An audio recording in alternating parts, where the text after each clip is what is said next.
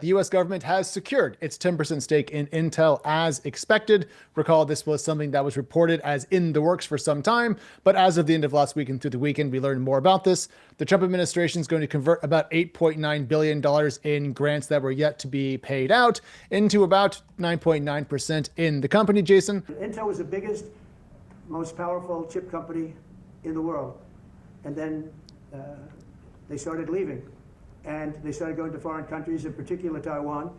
And if we had a president that would have said, okay, you can go to Taiwan, but we're going to put a 100% tariff or 200 or 300 or 500% tariff. Anybody that sells into the United States has to pay. They wouldn't have just converting what was a grant under Biden into equity for the Trump administration. I get that. I get that. I just asked if you're going to get governance. You're going to own 10% of the company. You don't.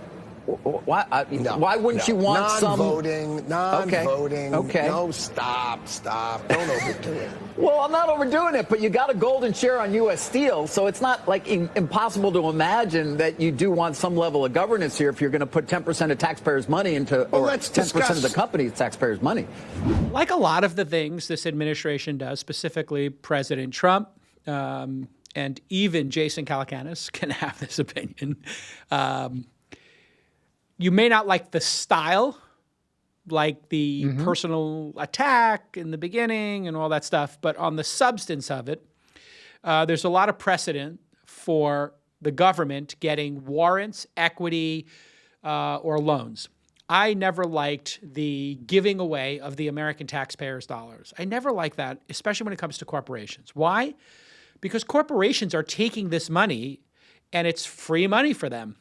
And then the American people get caught with the bill, which seems tremendously unfair because all of those executives and shareholders are going to reap the benefits of every American putting up $100, $200, $300 each, which is approximately, I think, the value of this. $15 billion, I've heard, $20 billion in loans and grants. There's a portion of the CHIPS Act, which was grants, a portion which were loans, and the majority were grants. Grants is another way of saying free money from the American taxpayers. I don't think we should ever do that. I don't like the style in which Trump did this because he does things in a bombastic style that feels, let's call it what it is, like bullying.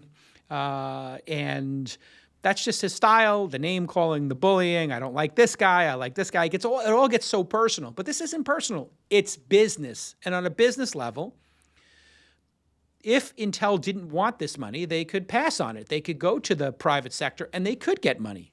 The reason they're taking government money is because they need to. They have to. And it's still a great deal. So I like it.